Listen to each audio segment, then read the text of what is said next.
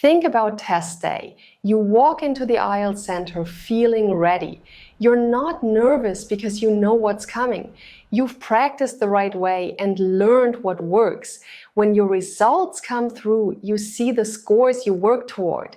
That kind of readiness doesn't come from luck. It comes from understanding what each section actually tests and using strategies that genuinely help you improve. We've helped thousands of students prepare this way through our online courses. Strategic preparation makes all the difference. In this video, I'll walk you through the 4 IELTS General Training sections. You'll learn what examiners look for and discover the strategies that separate Band 6 students from Band 7, 8, and 9 students. By the end, you'll know how to prepare effectively for the IELTS General 2026. Let's talk about speaking first. You speak with an examiner for 11 to 14 minutes. Many students find this part stressful, but once you understand how it works, it becomes much easier. The test has 3 parts. Part 1 takes 4 to 5 minutes. The examiner asks simple questions about your life, your home, family, work, studies, or hobbies. These topics are straightforward and easy to prepare for. You might talk about where you live, what you do in your free time, or your daily routine.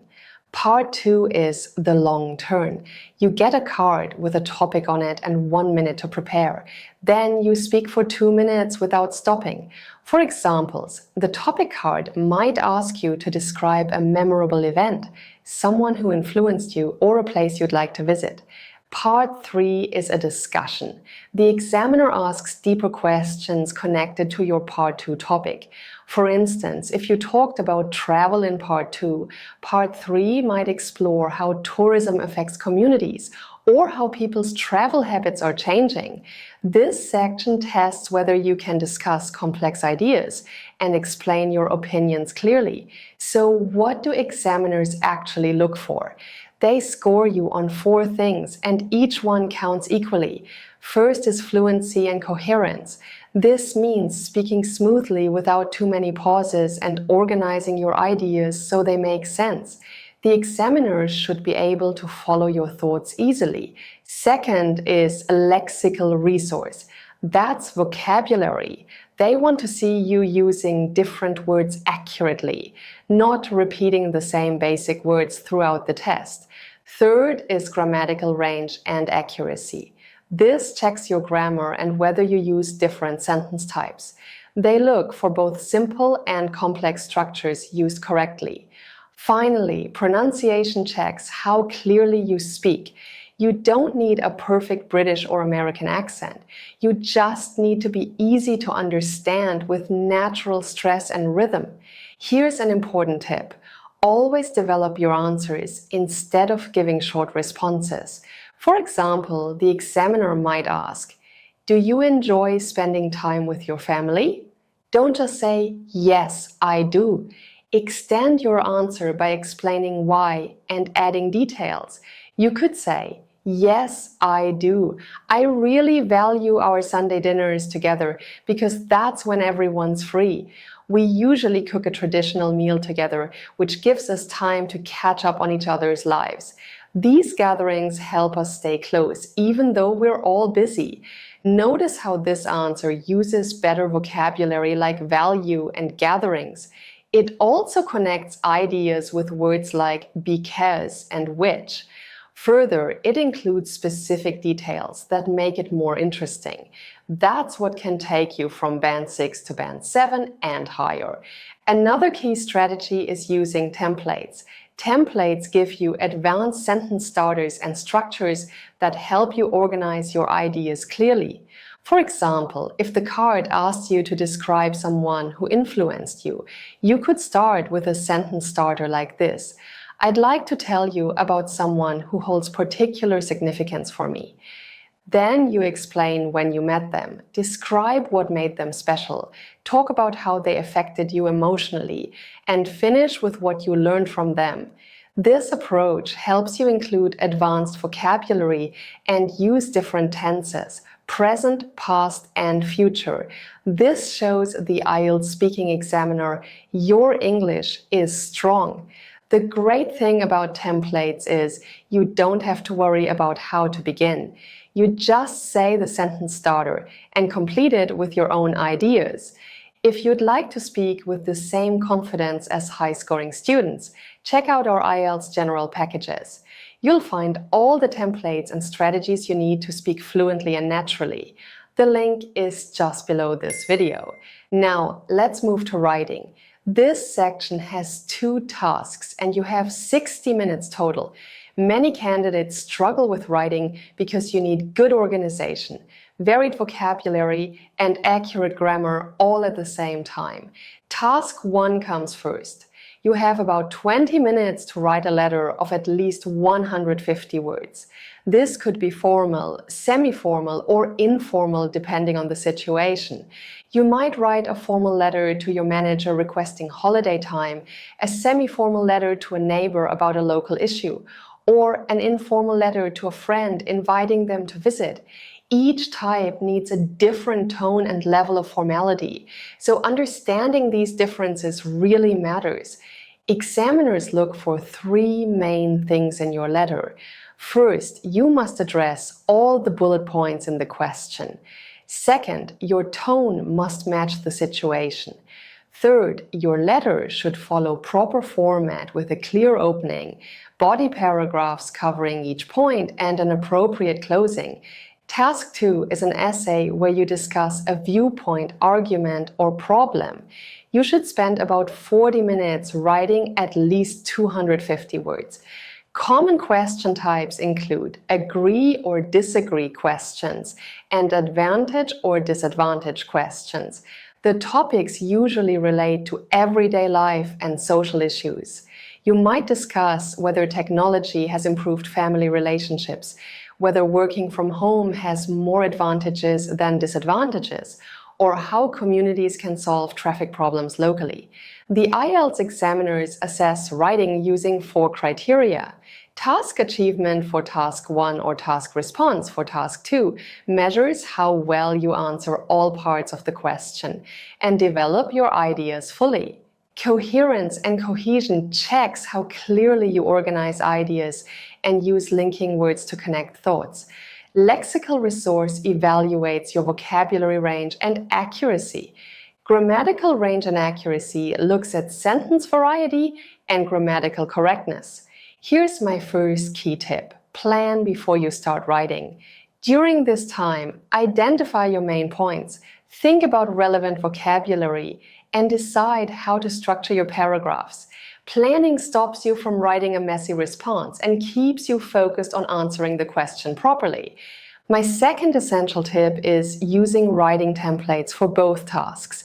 Successful candidates use templates that give them advanced sentence starters and a clear framework for organizing ideas. For task 1 letters, templates can help you write high-scoring answers for each formality level. In a formal letter, you might begin with, I am writing to express my concern regarding, or I would like to bring to your attention. For informal letters, the templates gives you sentence starters like, I hope you're doing well. I wanted to tell you about. For task 2 essays, templates work brilliantly too. If you're writing an agree or disagree essay, the template gives you sentence starters like this for your introduction. While I agree that, I hold that. And when presenting your first reason, you can choose this one. The primary reason for is these sentence starters help you show advanced vocabulary grammar naturally. If you'd like to use the same writing templates that help IELTS General candidates write high-scoring answers, click the link below to check out our IELTS General packages. Next, let's discuss reading. You have 60 minutes to read 3 passages and answer 40 questions. The passages get harder as you go. Section 1 is easiest, and Section 3 is most challenging. Section 1 has 2 or 3 short texts about everyday life in English-speaking countries. These might include advertisements, notices, timetables, or instructions. For example, you might read a notice about library hours or an advertisement for local services. Section 2 contains 2 tags related to work or training. These could be job descriptions, workplace policies, or training manuals. Section 3 has 1 longer, more complex text on a topic of general interest. This might be an article from a newspaper, magazine, or book.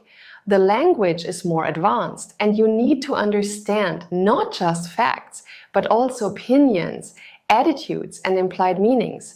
Reading tests various skills through different question types.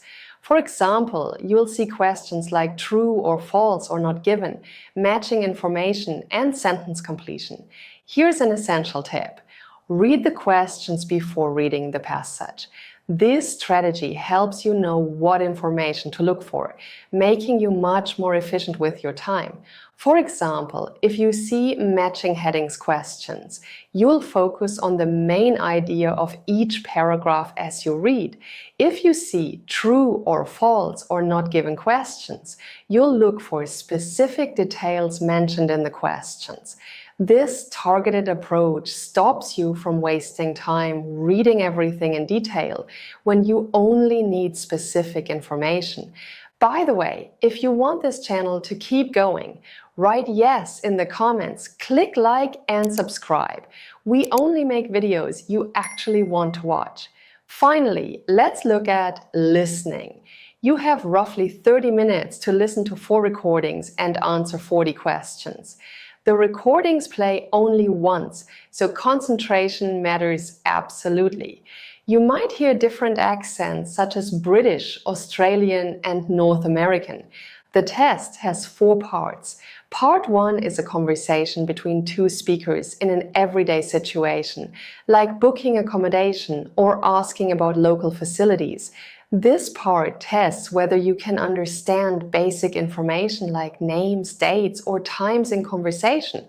Common question types include form completion, short answer, and note completion. Part 2 is a monologue in a social context.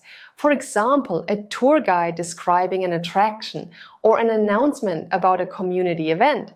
The speaker provides information continuously without interruption, so you need to stay focused throughout. You might see questions like labeling a map or plan, matching information, sentence completion, and multiple choice. Part 3 presents a conversation between at least 2 speakers in an educational or training context. This might be university students discussing an assignment or a tutor and student discussing coursework. The language becomes more complex and you need to follow ideas between multiple speakers. Typical questions include matching speakers to opinions, matching statements, and table completion. Part 4 is the most challenging part. It's a lecture, presentation, or speech. The speaker discusses more complex ideas continuously for several minutes. The topic might cover environmental issues, social trends, or historical events. Common question types include note completion, summary completion, and multiple choice. Here's my first essential tip. Use the time before each section starts to read the questions carefully. The instructions clearly tell you when you have time to read ahead. During this time, look at the questions and predict what information you need to listen for. This preparation helps you stay focused and catch answers when you hear them. For example, the question might ask, what time does the library close on Saturdays? If you have read the question, you know you're listening for a specific time related to Saturday closing hours, so you can focus on that. My second essential tip is paying close attention to word limits. If a question says, write no more than 2 words, writing 3 words means you'll get 0 marks, even if your answer is otherwise correct. For example, if the answer is community center and you write the community center, that's 3 words and you'll lose the mark. There you have it, an overview of how to pass IELTS General in 2026. You've learned about all 4 sections: speaking, writing, reading, and listening. You now understand what each section tests, how examiners score your performance, and the key strategies to improve. Remember, successful IELTS preparation isn't about endless studying without focus. It's about understanding what examiners look for, practicing with clear purpose, and using proven strategies like templates for speaking and writing. Every section needs specific skills, but with the right approach, you can develop them all systematically.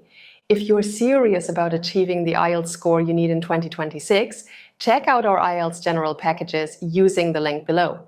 We provide step-by-step guidance, complete templates for speaking and writing, practice tests, vocabulary lists, and everything you need to feel confident on test day. I hope you liked this video. Don't forget to like, subscribe to the channel, and hit the bell icon so you're notified when the next video comes out. Also, share this video with your friends so they can improve their IELTS score too. See you in the next video!